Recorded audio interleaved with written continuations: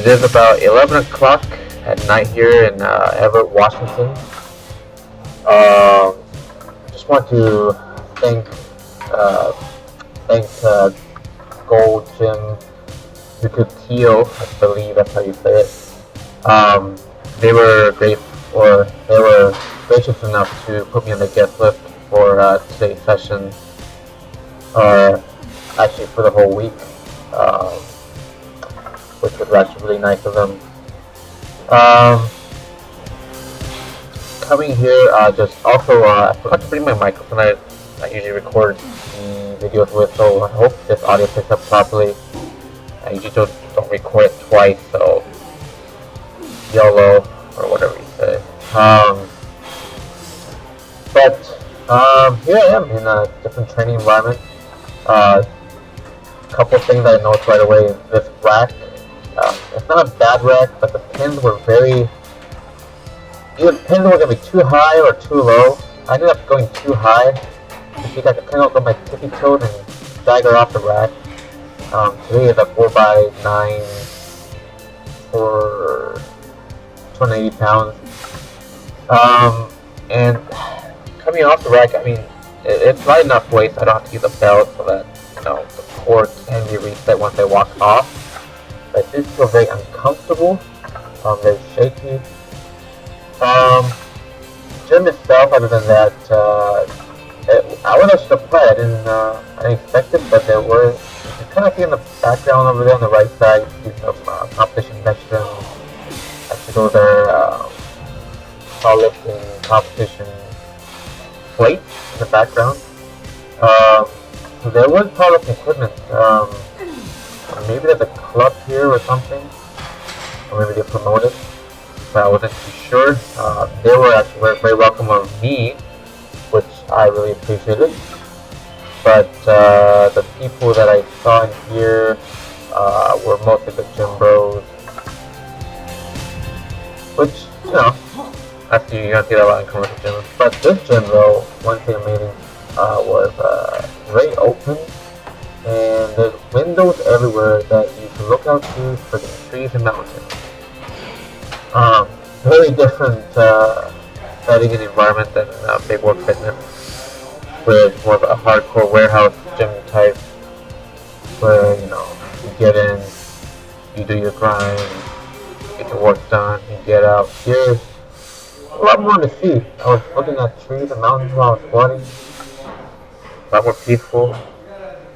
A lot more hippie-ish, which I guess Seattle is known for. Squat itself went okay. It's lighter weight, so I didn't need a belt or anything. Actually, since I'm here for work, I'm eating out every day.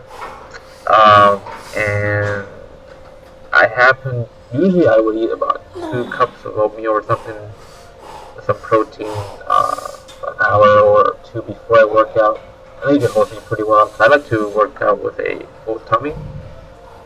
But today I decided 5 minutes before I work out, I would go down at the subway. So while I was squatting, I didn't have the energy from that food yet, but I felt that digesting the whole time, which was very, very uncomfortable. Food coma started settling in around 4 set actually, which is this set. Otherwise, I did get some very good feedback from Dave and Robert. One thing that all 3 of us concluded was I need to sit back a little bit more, or a lot more actually. In my mind, I gotta sit back a lot more. I used to sit back a lot more previously.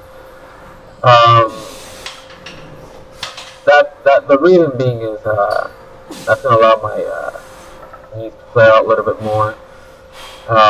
One other thing that Robert pointed out that I also happened to notice a lot was my heels do come off the floor quite a bit.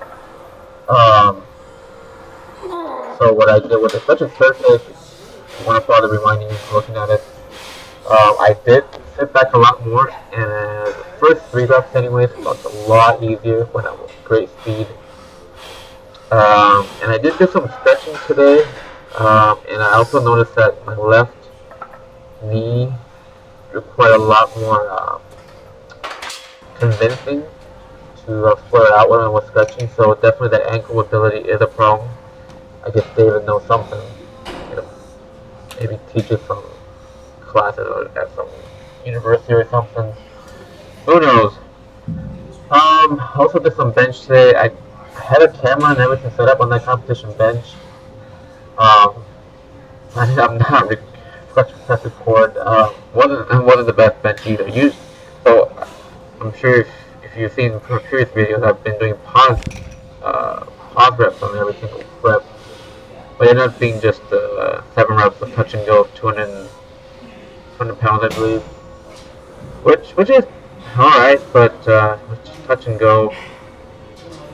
I didn't have anyone spot me or anything, so that was okay. I've talked about it before, but one of the more important things is consistency, a solid, select a good solid foundation. Very important for training, getting your mind right and all that. But at the same time, you gotta remember that, especially things like meats and such, it's gonna be a totally different environment, and you have to learn to adapt to it. And that's foundation, all that is important, yes, and equally important is the variability. If you don't put heavier weights on, if you don't, no matter what it is, CrossFit, bodybuilding, powerlifting, strongman, or whatsoever, you have to challenge your body so that it adapts to the, higher training stimulus. Now, certain programs that are, not programs per se. Of course, smart program is a very high requirement, but everything's about the balance. Solid foundation. But on top of that, you gotta get good programming in. You gotta be ready to adjust to new environments and such. And this session taught me a lot about that. And I traveling is always a kind of a pain in the ass for me, but it is what it is, and I was able to adapt to it. So I'm gonna go out and find some food finally. And Seattle's kind of known for their hippie beers. And like I always say, you can never drink too much. Don't drink it too fast.